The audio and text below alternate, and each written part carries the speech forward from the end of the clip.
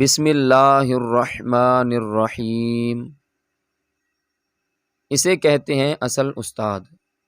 ایک بوڑھا آدمی ایک نوجوان سے ملا۔ نوجوان نے پوچھا، کیا آپ کو میں یاد ہوں؟ بوڑھا کہتا ہے کہ نہیں۔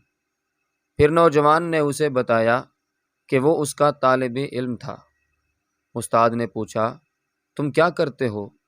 نوجوان نے جواب دیا، میں ایک استاد ہوں۔ بہت خوب، میری طرح؟ بوڑھے نے پوچھا۔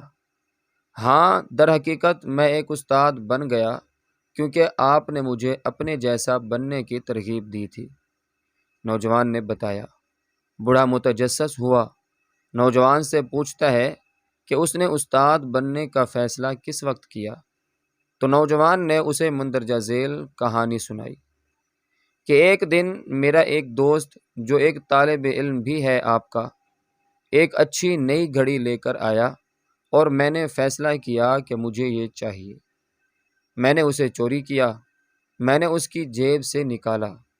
تھوڑی دیر بعد میرے دوست نے دیکھا کہ اس کی گھڑی غائب ہے اور فوراً ہمارے استاد سے شکایت کی جو آپ تھے۔ پھر آپ نے کلاس سے مخاطب ہو کر کہا، اس طالب علم کی گھڑی آج کلاس کے دوران چوری ہو گئی۔ جس نے بھی چوری کی ہے پلیز واپس کر دو۔ میں نے اسے واپس نہیں کیا کیونکہ میں نہیں چاہتا تھا۔ آپ نے دروازہ بند کر دیا اور ہم سب کو کھڑے ہو کر ایک حلقہ بنانے کو کہا۔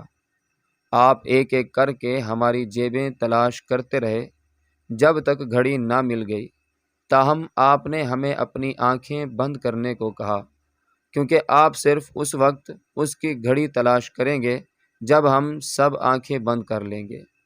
ہم نے ہدایت کے مطابق کیا۔ آپ نے ہر جیب چیک کی، ہر طالب علم کی، اور جب آپ نے میری جیب چیک کی تو آپ نے گھڑی پائی اور لے لی۔ اس کے باوجود آپ سب کی جیبیں تلاش کرتے رہے اور جب آپ کا کام ہو گیا تو آپ نے کہا کہ آنکھیں کھولو، ہمارے پاس گھڑی ہے۔ آپ نے مجھے نہیں بتایا اور آپ نے کبھی اس واقعے کا ذکر نہیں کیا۔ آپ نے کبھی نہیں کہا کہ گھڑی کس نے چرائی ہے۔ اس دن آپ نے میری عزت کو ہمیشہ کے لیے بچا لیا۔ یہ میری زندگی کا سب سے شرمناک دن تھا، لیکن یہ وہ دن بھی ہے جب میں نے چور یا برا آدمی وغیرہ نہ بننے کا فیصلہ کیا۔ آپ نے کبھی کچھ نہیں کہا، نہ ہی آپ نے مجھے ڈانٹا یا مجھے اخلاقیات کا سبق دینے کے لیے ایک طرف لے گئے۔ مجھے آپ کا پیغام واضح طور پر موصول ہو چکا تھا۔ آپ کا شکریہ۔